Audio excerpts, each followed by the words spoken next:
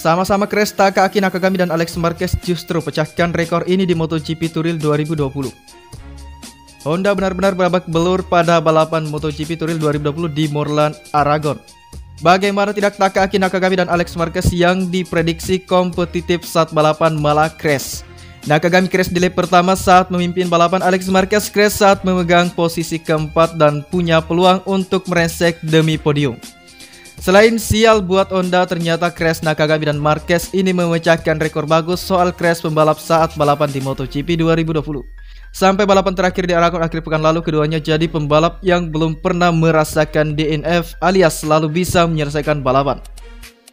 Catatan luar biasa karena bisa terus finish dengan 10 balapan berturut-turut sejak seri pertama. Kini seluruh kontestan MotoGP pernah merasakan DNF.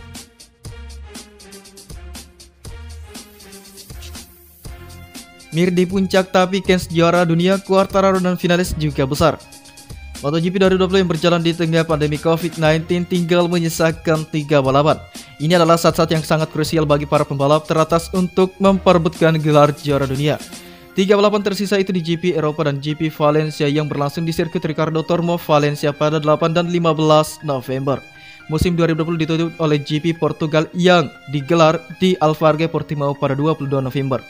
Pasca GP Turil yang berlangsung di sirkuit Aragon malam ini waktu Indonesia Barat, pembalap Suzuki X-Star Joan Mir semakin mantap di puncak klasemen. Mir mengoleksi 137 poin. Hari ini Mir berhasil finish ketiga. Ini adalah pencapaian hebat sebab Mir start dari posisi ke-12. Sepanjang musim balapan 2020 konsistensi Mir sangat luar biasa. Dia memang tidak pernah juara, namun Mir 6 kali finish di podium. Hanya 3 kali dalam 11 balapan Mir gagal menembus posisi 5 besar.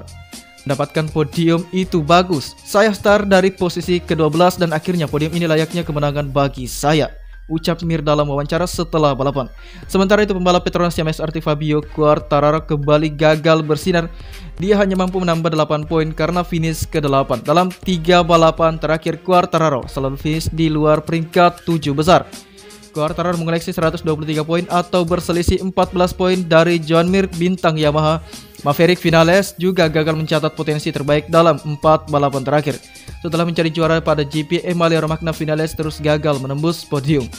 Saat ini Vinales mengoleksi 118 poin, berselisih 19 poin dari Mir.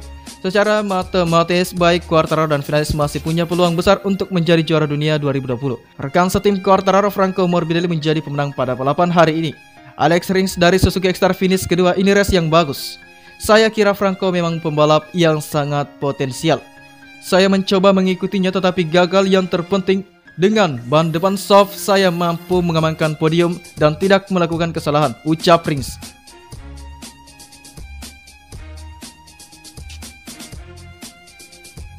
Kabar terbaru, Marc Marquez absen hingga akhir musim. Stefan Bradley kemungkinan akan menjadi rider Repsol Honda hingga akhir musim MotoGP 2020.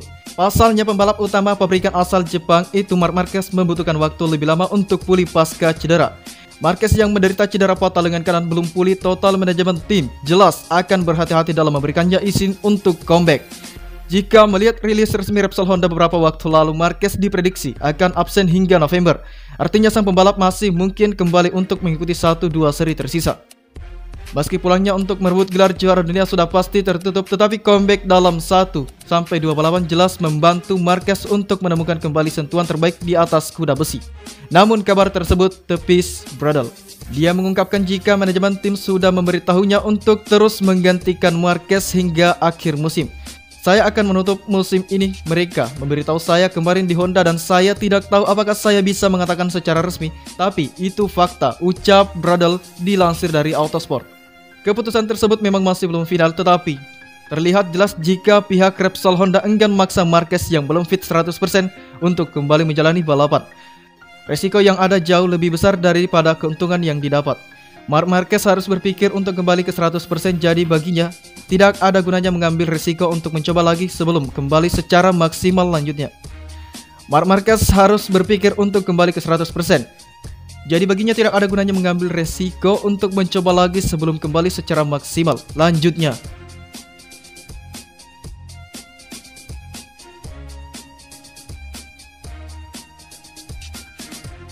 Yamaha beberkan alasan gantung nasib Jorge Lorenzo.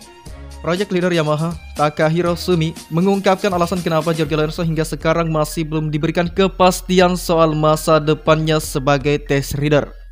Jorge Lorenzo yang awal musim ini bergabung kembali bersama Yamaha kini telah 9 bulan berperan sebagai test rider. Lorenzo sejatinya menanggung tanggung jawab besar dalam pengembangan motor balap YZR-M1. Kendati demikian, nyatanya Lorenzo bisa dibilang menganggur sepanjang tahun karena pandemi virus corona yang mengacaukan rencana tes mereka di Eropa. Lorenzo sendiri hanya bisa tampil pada tes pramusim MotoGP 2020 di Sepang pada Februari silam, serta tes bersama di Portimao pada awal Oktober. Itu pun ia hanya dibekali motor 2019.